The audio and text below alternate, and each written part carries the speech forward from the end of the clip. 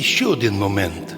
Сьогодні у апостолі споминається Перший апостольський собор. Собор, на котрому апостоли приймали рішення, що робити на вимогу, коли християни із іудеїв, будучи вже обрізані по старих часах, вимагали від язичників, щоб і ті, котрі будуть нові християни, теж обрізалися. Но апостол Петр, Варнава і другі апостоли получили сообщення цих апостолів, що апостол Петро засвідчив, що Духом Святим язичники були нагороджені за їх желання, і хто може мішати їм креститися водним крещенням, якщо вони получили Духа Святого до самого крещення? Це один єдиний случай, в якому Господь послав Духа Святого слухаючим для того, щоб вразумити апостола Петра, котрий казав, що іудеї можуть бути християнами. Так от, іменно цю інформацію донесли до всіх апостолів, і в Єрусалимі пройшов тот Перший апостольський собор, де апостоли все обговорили, і тоді прийняли рішення.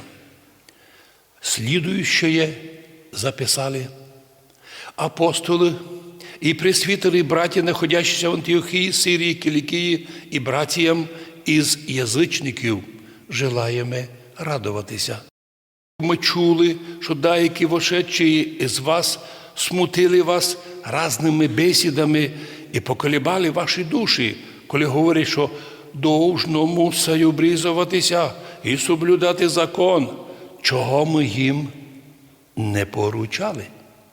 То ми, зобравшись єдинодушно, розсудили і, збравши мужей, послати їх до вас з возлюбленим нашим Варнавою і Павлом, людьми, предавшими душі свої за ім'я Господа нашого Ісуса Христа, так і ми послали Юду і Силу, котрі з'яснять «ібо» і «іде».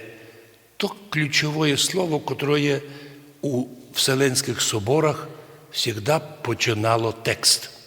«Ібо угодно і зволися Духу Святому і нам, апостолам, не возлагати на вас, язичників, ніякого другого бремени тяжкості, кроме сього необхідного, воздержатися від ідоложертвеного, і крови, і удавленини, і блуда.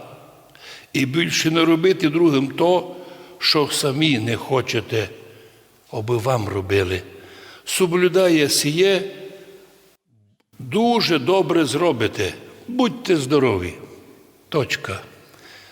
Кратенькое рішення, простое рішення, но воно определило на будущее, що не тільки юдеї, котрим адресувалося, но і всі язичники, всі народи світа тепер через віру у Христа Ісуса стали наслідниками Царства Божого. Серед тих народів, котрі прийняли віру у Христа Ісуса, були наші предки з перших віків, бо вже на Першому Вселенському соборі від наших предків був єпископ. Но найбільше масове крещення произошло наших предків 1150 років назад у часи святих Кирила і Мефодія, котрі стали християнами православними, і донині ми такими держимося. Донині сили сьогосвітні злі питаються вирвати від нас з рук православ'я наших предків. 1150 років ще не було ні Києва, ні Москви, ні Владивостока. Ми були перші, ми древні, православні, і ми не потребуємо, щоб нам сьогосвітні люди безбожні, котрі суть не християни, зачастую навіть не етнічні українці, но приймають закони проти нас, вимагають, щоб ми змінили свою релігію. Господи, благослови наших людей держатися канонічної церкви, держатися віри істинної, віри апостольської.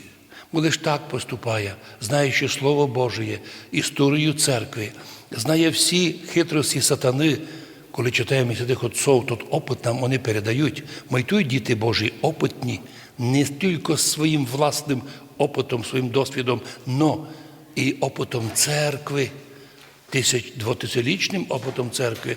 Ми й тут опитні сопротивлятися злим намірам, злим інформаціям, злим ужасаючим пораженням сознання людей духом сатани.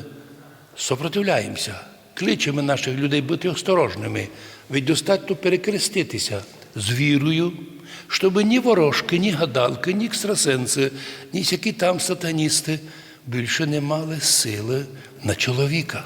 Входя навіть в інтернет, ми крестимо себе, крестимо перед собою той апарат, через який входимо у інформаційний простір. Ми добре знаємо, крест Господній буде нас оберігати, щоб люба інформація з інтернету не поколебала нашої віри. Будучи утверджені у вірі, ми тут діти Божі, а у вічності уєдно із Йоанном Крестителем, його нині поминаємо, з учасниками Першого апостольського собора і з усіма нашими карпаторусинськими зможемо ми наслідувати Царство Божоє. Амінь.